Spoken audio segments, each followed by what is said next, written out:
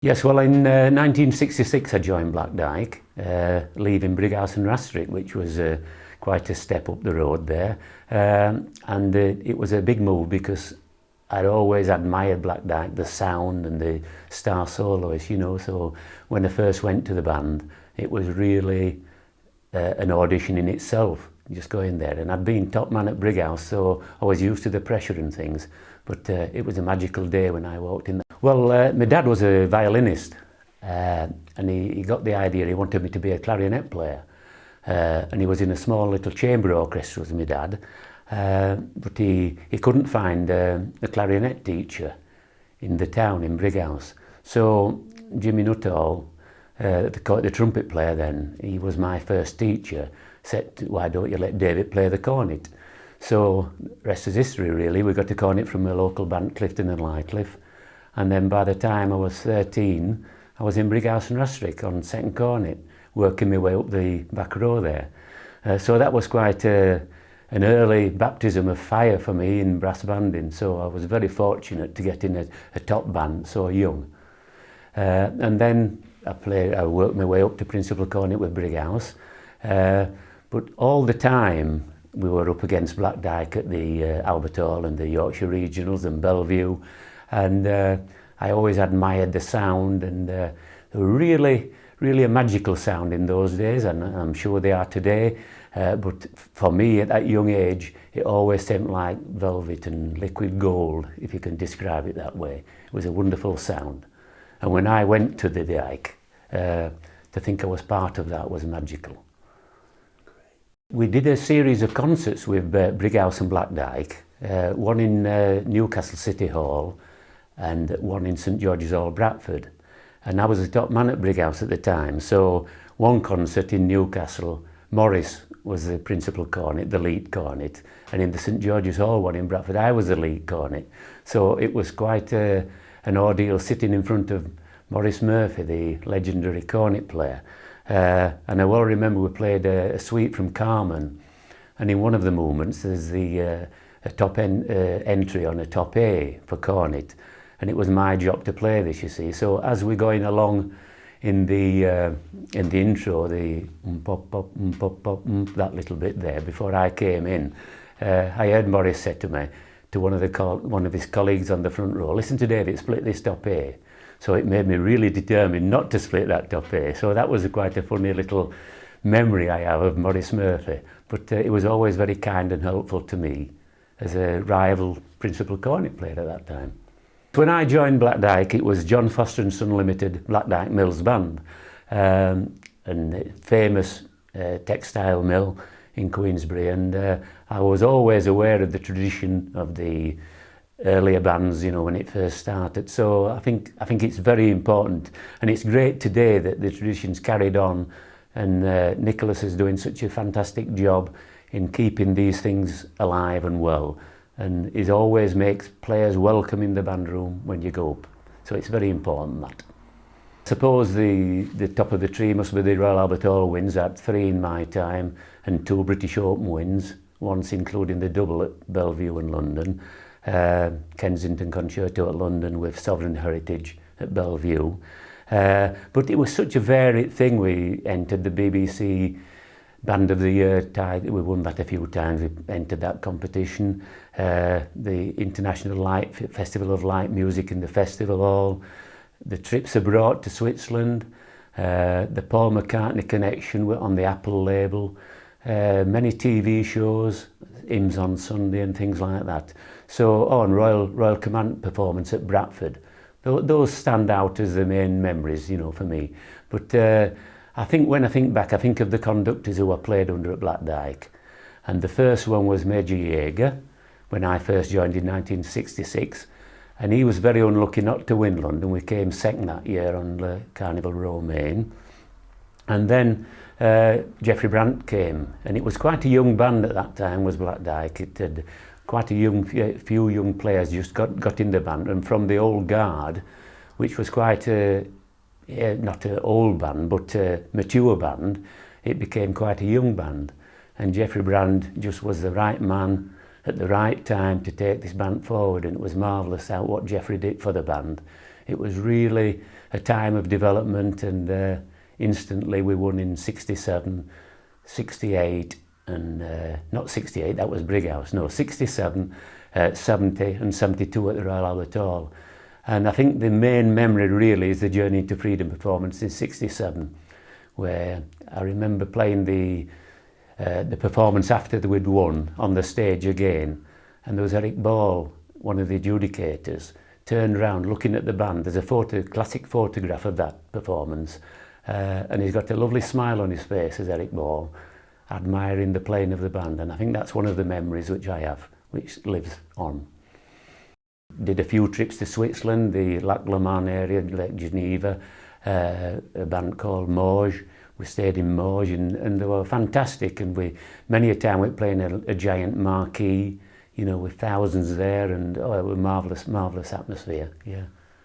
And the wine was good as well. What about the Canadian trip? Yeah, that was special. Yeah, there was Manchester Co-op. So can you just say, one particular event was the Canadian with the 4 bands? Right, yes. So introduce it like that, go. Yeah.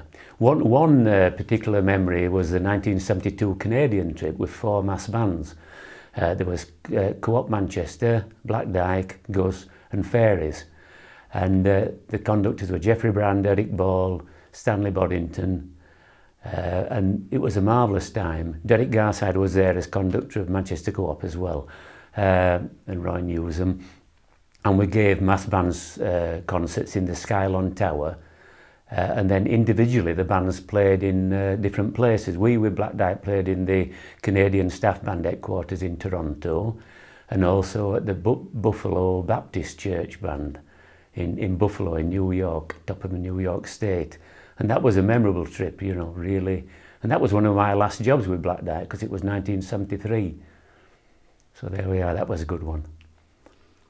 I mean, obviously the key soloists at that time, Jim Shepherd, John Clough, Frank Berry, Tommy Waterman on soprano cornet was a great bloke who I sat next to on piano cornet.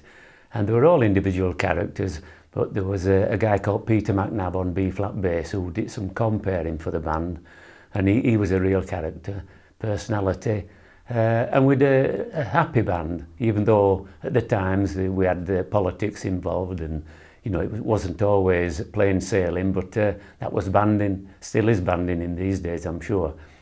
Geoffrey Brand was the man, and then he had all the success of Geoffrey with the big open wins and the national wins, but also there was a resident who came, a certain Wilfred Heaton, who did the job for 6 months, and he was a magical conductor, it really was. And it was different from Geoffrey, but he never actually took us to any of the contests, but the concerts were superb with Wilfred Heaton, so those were nice memories as well. There's a previous mentioned soloist, John Clough, Jim Shepherd, Kevin Wadsworth was the horn player, and Brian Wood, they were quite good. Frank Berry on trombone, and Frank was a terrific band player, he really was. He was a top draw band player. And even we had like Derek Southcott on second trombone, you know, star players who, probably British champion was Derek, you know, and all these players, Flash Wells on E-flat bass, you know, and everybody on every chair seemed to have something special to add to the band. But it all started through being in the octet. We had a Dyke octet which used to do lunch hour concert recitals, and Jim Shep loved these small ensemble, and I think it was me, or Jim, David Poxon and myself in the octet on cornet, and John Clough, Frank Berry, Colin Aspinall as well. He was the tuba player in the Dyke octet, and Kevin on horn, and so we used to do these recitals, and we used to have a rehearsal obviously before the job with the octet, and Jim, and along with myself and everybody, I think, really liked this, and we wanted to take it further, and it wasn't really possible with the Dyke octet, because the Dyke band did the other jobs which the Dyke octet didn't do, and Jim got this idea of forming his own group, never to interfere with the band, always to rehearse on a different night and put Black Dyke first, you know, so the rehearsals and jobs came first with Black Dyke, and that was true for the first 2 years, well, the first year, 1972 we formed, and it never interfered once, and there was some players from other bands invited of Jim's choice, and we met in Wakefield the first Tuesday at Easter in 1972, and there was David Moore from Grimethorpe, John Pollard from Grimethorpe as well, Don Bose from Hammonds, Brian Wood, who was later followed by Gordon Higginbottom. Yes, and the first concert we gave in Upper Mill Civic Hall, it was packed to the rafters, causing a lot of interest from all the bands around about Yorkshire, Lancashire, and that was quite well, it was a memorable evening because it was such a fantastic concert. And so the group went from strength to strength, and we did some more concerts. And then Jim Shepherd resigned as Principal Cornet after 10 years on the chair of really distinguished service there. And then shortly after that, Colin Aspinall and Harvey Whiteley and myself were given an ultimatum by Roy Newsom. I think it had come from the directors of the mill, that we had to choose between Versatile Brass and Black Dyke. But we'd always put Black Dyke first. Nothing had ever interfered. So we were given this ultimatum, and I remember in the band room, me and Colin and Harvey sat there listening to Roy saying this, and I think it was quite gobsmacked to think that we'd chosen Versatile Brass, and from that moment we'd got the inspiration to carry on supporting Jim, and the group really went on from strength to strength then.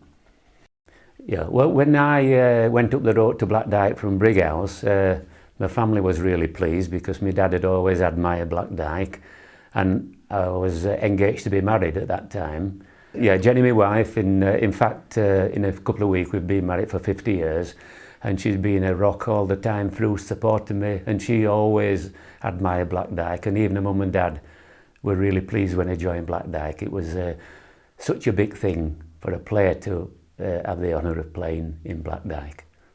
Yeah, well, I think Black Dyke really, more than any other band, have integrated into other medium, other genres of music. We did quite a few hymns on Sunday programmes with for the television, with Huddersfield Choral Society and things like that. And we always seemed to get those top jobs for television. And we did the massive trumpets, Gilbert Vinter's trumpets, with Geoffrey Brand again, and we made the LP of that. Gilbert Vinter was present on the recording. And those are vital, and when you listen back to the recordings, there's superb music, but really groundbreaking at the time. And I think it's one of the most complete works of music ever written for choir and band. Well, I think it was the mines and the textiles and the sponsorship which the bands got from, you know, in those days there was Fordham's Motorworks bands, Fairy Aviation, and it was very much part of the heritage of the employment for people, you know, and a lot of the band people worked for the I didn't work for the mill, but a lot of the Black Dyke players worked for John Foster.